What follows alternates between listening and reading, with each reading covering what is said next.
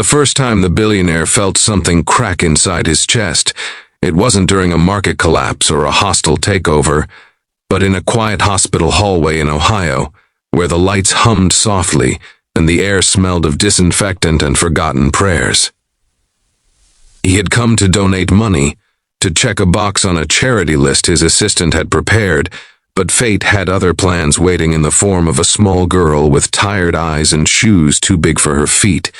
In that moment, a man who owned skyscrapers, private jets, and entire industries realized he could not remember the last time he had truly felt human. Before the story goes any further, take a moment right now. If you believe in kindness, second chances, and the quiet power of compassion, please like this video, share it with someone who needs hope, leave a comment, and subscribe to the channel. Your support helps stories like this reach hearts that are still healing. Jonathan Pierce was known across the United States as a financial genius and a cold strategist. His face appeared on magazine covers, his quotes circulated in boardrooms, and his presence alone could make executives nervous. He lived in a glass penthouse overlooking Chicago, surrounded by silence and luxury that felt more like a museum than a home. Years earlier, after losing his wife Margaret to illness, Jonathan had sealed his emotions behind schedules, contracts, and endless workdays. Grief had taught him efficiency, not healing. His daughter had passed shortly after birth decades ago, a loss he buried so deep that even he pretended it never existed. Success became his shield, and numbness his constant companion. The hospital visit was supposed to be brief. Jonathan had pledged funds for a new pediatric wing in a small Midwestern city, part of a corporate philanthropy initiative. He walked through the halls with doctors and administrators explaining numbers and timelines, but their voices blurred into background noise. It was there, near a waiting area with faded murals of cartoon animals, that he noticed the little girl. Her name was Clara Bennett, though Jonathan did not know it yet. She sat alone, swinging her legs, clutching a worn backpack as if it contained her entire world. Her mother was undergoing treatment, and Clara had learned early how to be quiet, how to wait, how to hope without asking too much. Jonathan tried to walk past her, but something in her posture stopped him. She stood up suddenly and approached him with a seriousness that didn't belong to someone so young. Without quoting her words directly, it was clear she was offering something impossible and innocent at the same time, suggesting that if he needed help, he could borrow her father for a while, because her daddy helped everyone feel safe. The idea struck Jonathan like a physical blow. Borrow a father. The concept felt foreign, almost painful. He had been a father in name once, but never in practice. The girl's sincerity left no room for sarcasm or dismissal. That brief interaction followed Jonathan long after he left the hospital. Back in his penthouse, the city lights felt colder than ever. He replayed the moment repeatedly, unsettled by how such a small encounter had disturbed years of emotional detachment. For the first time in decades, he dreamed of a child he never held and a life he never lived. The next morning, against the advice of his staff, he returned to the hospital alone. No cameras, no press releases, no entourage. He simply wanted to understand why that child's gesture had undone him. Over the next weeks, Jonathan began visiting regularly. He learned that Clara's father, Michael Bennett, was a construction worker who volunteered at the hospital whenever he wasn't on a job site, comforting families and fixing broken things without being asked. Michael carried his own grief quietly, but he gave warmth freely.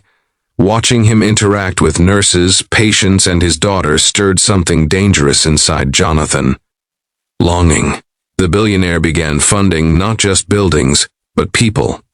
He paid for treatments anonymously, covered travel costs for struggling families, and started a foundation focused on emotional care, not just physical healing. The biggest challenge Jonathan faced wasn't money or logistics, but himself. Every act of kindness reopened wounds he had numbed for years. He struggled with guilt over the life he had chosen, the daughter he never mourned properly, and the man he had become. There were nights when he almost stopped visiting, when retreating into spreadsheets felt safer than facing the ache in his chest. But each time, the image of Clara waiting patiently, believing in goodness without proof, pulled him back. Change came slowly, almost imperceptibly. Jonathan started smiling, first awkwardly, then naturally. He learned the names of hospital staff, listened instead of directing, and allowed himself to sit in uncomfortable silence with grieving parents. One afternoon, during a hospital fundraiser, he publicly credited the Bennett family for teaching that no business school ever had. The audience saw not a billionaire, but a man learning how to be whole again. As the months passed, Clara's mother recovered enough to return home, and the family prepared to leave the hospital behind. On their final day, Jonathan felt a fear he hadn't expected, the fear of losing connection. He realized that wealth had given him everything except permanence, and love, once felt, demanded presence. He made a choice then that surprised everyone, including himself. He moved part of his foundation's operations to the city, stepping away from daily corporate control. For the first time, he chose people over power.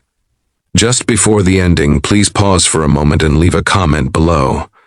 Tell us what this story made you feel, or share a moment when kindness changed your life. Your words matter more than you know. On the day Clara left, Jonathan watched her walk down the hallway, her steps lighter than when he first met her. He understood now that the little girl had never meant her words literally. She wasn't offering a person, she was offering a feeling, a reminder of safety, trust, and love. In accepting that gift, Jonathan had borrowed more than a father. He had borrowed humanity itself. Near the end of this story, if it touched your heart even a little, please like this video, share it with someone who feels lost, and subscribe to the channel. Your engagement helps keep stories of hope alive. Years later, Jonathan Pierce was no longer remembered only as a billionaire. He became known as the man who rebuilt hearts as carefully as he rebuilt systems, who learned that true wealth was measured not in numbers, but in the lives quietly changed along the way. And it all began in a hospital hallway, with a small act of kindness from a child who believed that even the most broken adults could remember how to feel again.